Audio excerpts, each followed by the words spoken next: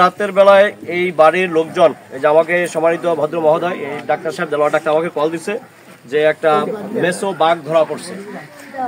সবাই একটু মনোযোগ দিয়ে খেয়াল করেন যে একটি মেসো বাঘ ধরা পড়ছে। যাই হোক, ওনাকে বলছি আপনি রেখে দেন, আমি আসলাম। এটা আসলে মেসো বাঘ নয়, এটা মেসো বিড়াল।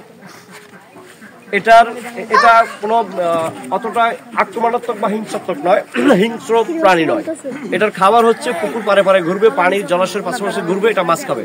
এটা ফিশিং ক্যাট। এটা কি ফিশিং ক্যাট? যখন সে এটা ওই মাছ জাতীয় খাবারগুলি না পাবে, ক্ষুধার জ্বালায়, তখন এসে বাড়ি ঘরে গৃহপালিত প্রাণী যেগুলি হাঁস মুরগি, এটার উপর আক্রমণ করে, এটা খাওয়ার চেষ্টা করে। সে তো বাঁচতে হবে।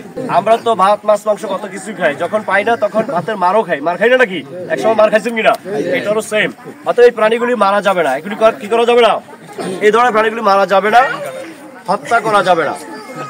আপনাদের যেখানে যারা অনেকগুলি স্কুলের বাচ্চা কাচ্চা আছেন, এখন সবাই আছেন, আপনাদেরকে বলি বন্যপ্রাণীর বিষয়ে একটা মেসেজ দিই আপনাদেরকে। বন্যপ্রাণীর জন্য মেসেজ হচ্ছে, সরকার এই বন্যপ্রাণীদেরকে বাঁচানোর জন্য, বন্যপ্রাণী আসলে আপনি আইনের দোষ দিবেন না, আপনি আমাদের দোষ দিবেন না। আল্লাহ নিজেই 18,000 মাখলুকাত সৃষ্টি করছে নাকি?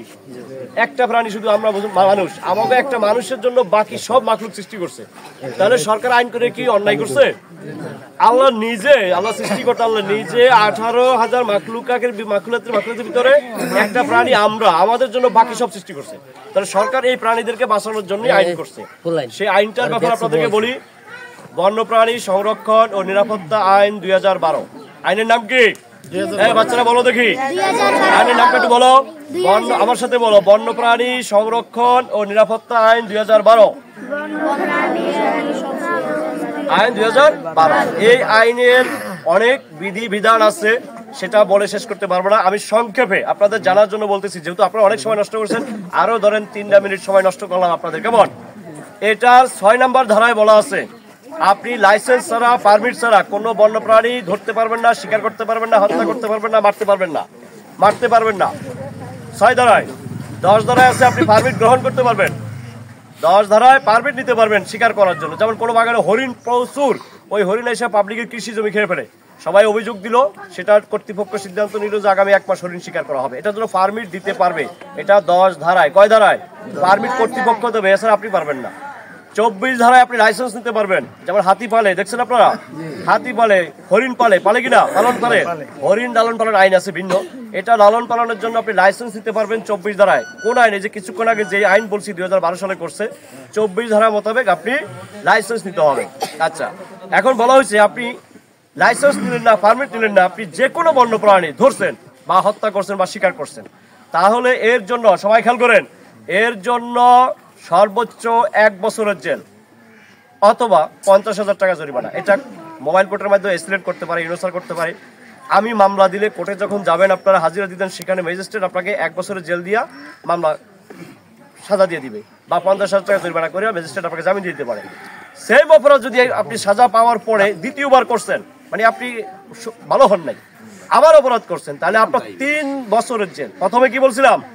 1 বছরের জেল অথবা 50,000 টাকা জরিমানা, অথবা উভয়বিধ দণ্ড একসাথে, 1 বছর জেলও দিব, 50,000 টাকা জরিমানাও দিব। আপনি এটা সেকেন্ড টাইম আবার এই অপরাধটা করছেন, 3 বছরের জেল, 2 লক্ষ টাকা জরিমানা, অথবা উভয়বিধ দণ্ড। এটা হচ্ছে সেকেন্ড টাইম অপরাধ করলে। এটা আমি বন্যপ্রাণীর ব্যাপারে বলে দিলাম। এটা সকল বন্যপ্রাণী, সেটা হতে পারে এই ধরনের যে এলাকায় বন্যপ্রাণীগুলি আছে এইগুলি। আবার চিতা বাঘ বা বাঘের জন্য হাতি বা বাঘ, এটা ধারা ভিন্ন। হাতি বাঘ যদি কেউ হত্যা করে, তার জন্য 12 বছরের জেল, সর্বোচ্চ 15 লক্ষ টাকা জরিমানা। 12 বছরের জেল, 15 লক্ষ টাকা জরিমানা। এটার সাথে বাঘ মিলিয়ে লাভ নাই। আপনারা কিন্তু কিছুক্ষণ আগে বলছিলেন এটা কি মেসো বাঘ? বাঘের জন্য 15 বছরের জেল, এটার জন্য হলো 1 বছরের জেল বা 3 বছরের জেল। এখন কি চলে আমাদের? শীত মৌসুম। কি চলে? শীত মৌসুমে আপনার থেকে ওই যে হিমালয় এলাকা যে বরফের পাহাড়, ওখানে প্রচুর শীতকালে দেখবেন যে সূর্যের আলো কম পায়, ওখানে খাবারের যখন অভাব দেখা যায় হিমালয় এলাকা, শীতকালীন এলাকায়, সেখান থেকে আমাদের দেশে অতিথি পাখি আসে, পরিযায়ী পাখি, মাইগ্রেটরি বার্ড বলি আমরা, অতিথি পাখি বা পরিযায়ী পাখি। ওই উপকূলীয় এলাকাগুলিতে বসে, যাদের বাড়িঘর অনেক বড়, পুকুর বড় থাকে, নিরাপদ জায়গা পায়, সেখানে অতিথি পাখি আসে। তারা খাবারের খোঁজে আসে। আমরা অতিথি পাখিকে ডিস্টার্ব করবো না, আমরা দেশি কোনো পাখি হত্যা করবো না। পাখি, অতিথি পাখি, পরিযায়ী পাখির জন্য আলাদা বন্যপ্রাণী ওই আইনটায় 38 নম্বর একটা ধারা করছে। 38 নম্বর একটা ধারা করছে শুধু পাখি আর অতিথি পাখির জন্য। ওই ধারায় বলা হয়েছে আপনি যদি পাখি শিকার করেন, যেমন আপনাদের এখানে কিন্তু 3 জন লোক আছে কিনা, 3 জন লোক আছে মনে হয়, যদি আপনারা পাখি হত্যা করেন, পাখি শিকার করেন, পাখি ধরেন, তাহলে এর জন্য 1 বছরের জেল, 1 লক্ষ টাকা জরিমানা। একই অপরাধ যখন আপনি আবার করবেন, 2 বছরের জেল, 2 লক্ষ টাকা জরিমানা। তোমরা কি আমার কথা বুঝছো সবাই? এটা দণ্ড রাখছে, মানে দণ্ডনীয় অপরাধ, এটা শাস্তি রাখা হয়েছে। শাস্তি রাখা মানে আপনাকে জেলে পচানো না, আপনাকে সতর্ক করা, অ্যালার্ট করা। আপনাকে যখন সাজা দেবে তখন 100 জন মানুষ ভালো হয়ে যাবে বা 1000 মানুষ ভালো হয়ে যাবে, নাকি এটাই তো? নাকি সবাই নিয়ে জেলে ঢুকানো আমাদের কাজ? সবার বিরুদ্ধে মামলা দেওয়া আমাদের কাজ? আমি আজকে মাইনকার চাকরি করতেছি, আপনি কি দেখছেন যে আমি মাইনকার এই এলাকার 5000 বা 10,000 সবার নামে মামলা দিছি?